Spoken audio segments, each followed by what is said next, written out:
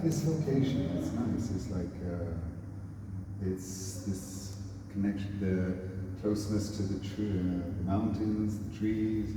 It's very green. It's a bit like Turkey, and it's very natural. It's nice. Yeah. Lots of mountains. Yeah, it doesn't. Been in Batumi once before, and this feels very different. Yeah. Very nice. Very nice, quiet place. We're like 20 minutes from Batumi. Yeah. It's good. Very good location. More nature. Okay, we have a few questions to you. Well, first of all, tell me please, why do you do what you do? What is the reason? What is your motivation right now after many years? Motivation. Well, it's okay. Yeah, here we are. There's an orange tree.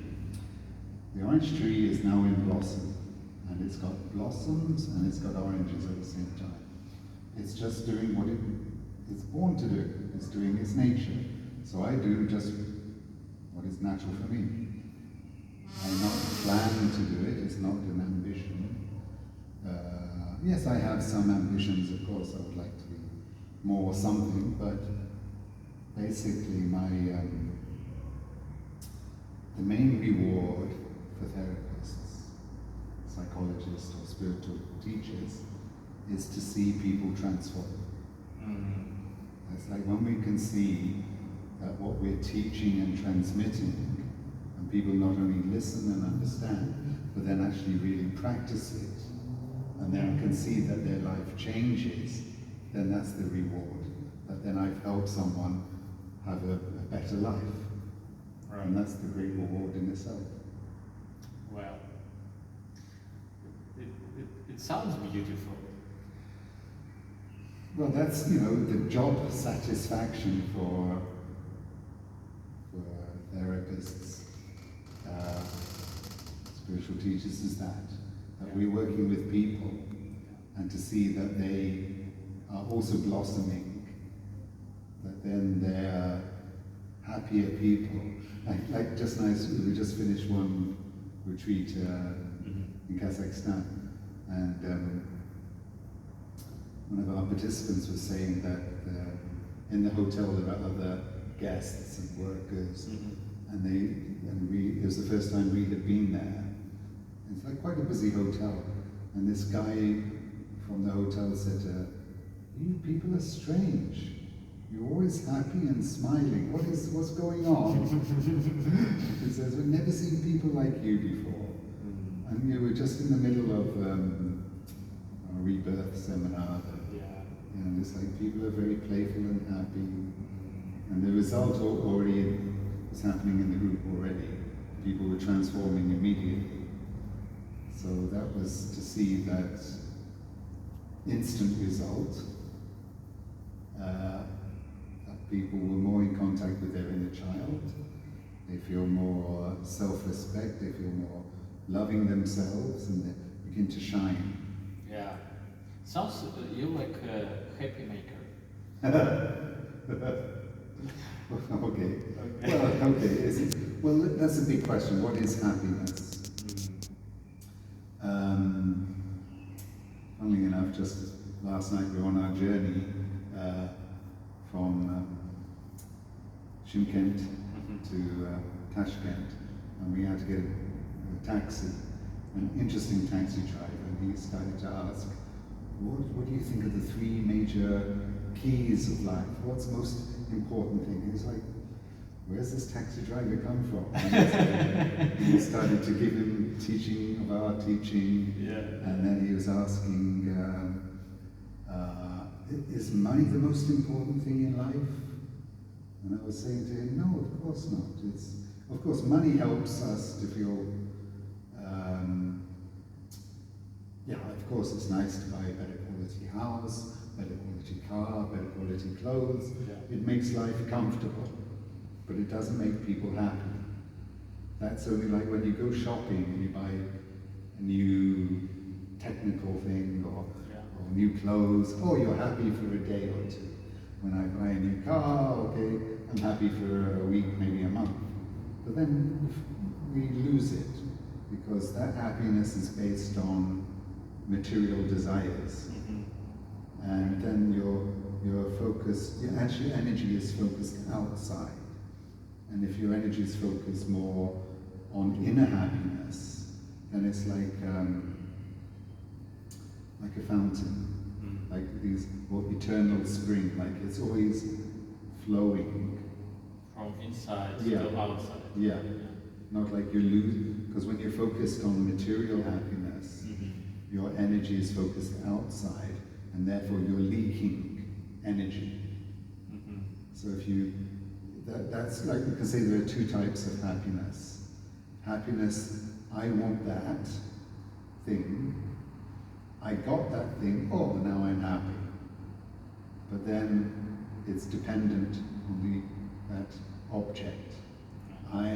Material happiness is dependency. I depend on getting new things, and then more new things, and more new things, better things, better things. I'm dependent on objects. I'm dependent on getting richer. I'm dependent on being more successful. And if you're dependent, you lose your energy, because you're focused outside. And then other happiness is when you're focused inside, and it's like this fountain of happiness, which is always overflowing. Well, I like this idea, but for my self-experience, I know that it's not easy.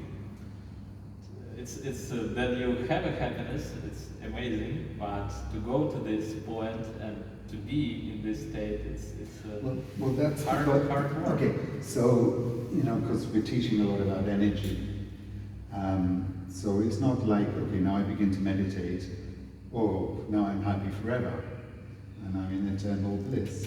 Okay, we might have some photos, some advertising like that, like people in yoga pose and they look blissful. But in reality, it's not. It's like, because, like in the chakra system we're teaching, that it can take also a long time to purify any one chakra. So let's say, for example, you transform your fourth chakra, okay? And then open heart. Yeah, open heart. Oh, it's wonderful in itself. But then you'll be very happy, you're more loving and more trusting. But then some other point later, the energy goes up and hits the next blockage. And then you fall back into depression, fall back into not trusting people, and you think something's gone wrong in my spiritual growth. I was happy, my meditation was getting more peaceful, and now I feel unhappy. It's not necessarily that something has gone wrong, it's just that when you've built up positive energy, it naturally moves to the next blockage.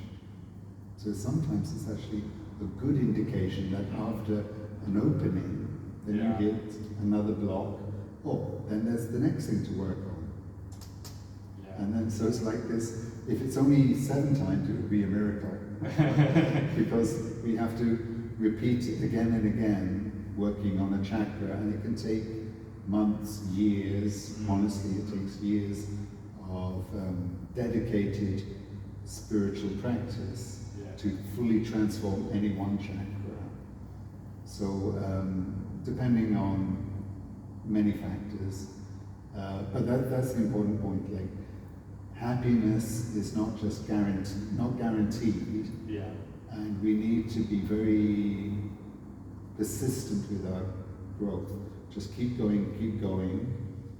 But once you've got the taste of it, once you get a little taste of spiritual growth, you can feel it that when you do get to the next blockage, it's not the end.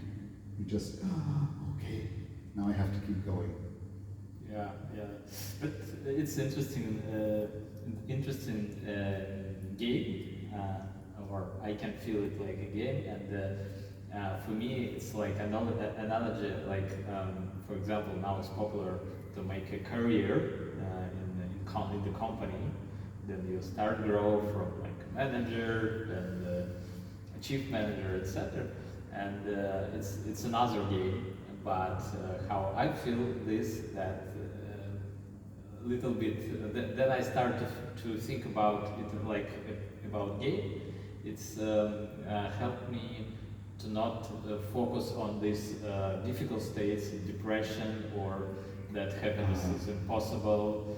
I look yeah, good. at this like That's very good. It's some playful. a good resource, playfulness, yes. Yeah. And okay, a few words about Chakra Journey. Yeah. Tomorrow we will start this Okay. seminar. Yeah. Maybe just a few words, because this is the Yeah, okay, very whole subject. so Chakra Journey, Chakra Journey, we're going to explore the 7 chakras. It's great for new people who are interested in what is the chakra system. It's also good for people who have some experience. It's like a summary of what they've already learned. So otherwise we have, for each chakra we have actually 2 levels of 1 week. So 2 weeks for each chakra. Yeah. So this is just in 3 days. It's a very super fast, but still quite deep introduction or summary of the whole system. And the chakra system is basically that we are on a journey in life. And it's helpful to know a map. Sometimes when we start to grow spiritually, we don't know where we're going. So I often say it's a bit like a navigator or Google Maps. Okay. It's like, okay, you got to go, you're setting out on a journey, and you make a plan, and the plan says, okay, there are 7 cities, and this is the road, and actually there are 3 roads to go, like 3 different highways, so you have some choices. Whether you want to go on the very fast highway, which is like the male energy, the Pingala, or you want to go more the country route, more slowly, that's more the feminine, you have a look at the trees, and so you can go through the chakras more slowly, where you find the middle way, not too active, not too slow, not too passive, you find a mixture, a middle way.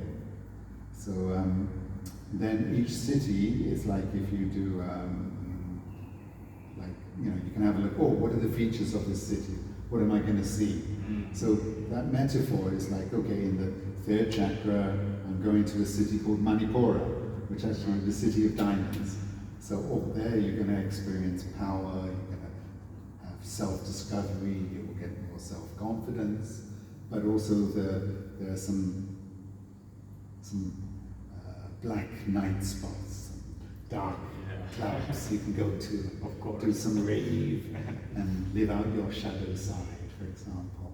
So it's a bit like that, you can play with the metaphor more, but it's very helpful to know that in the spiritual journey, which the chakra system is thousands of years old, so it's not just my discoveries, of course I'm presenting it my version, but it's a system from India thousands of years ago, yoga and tantra, and now we have found also in the West, Western psychotherapies, like Wilhelm Reich's work, also they discovered the chakras, color therapy have also discovered it, like 7 chakras, 7 colors of the rainbow.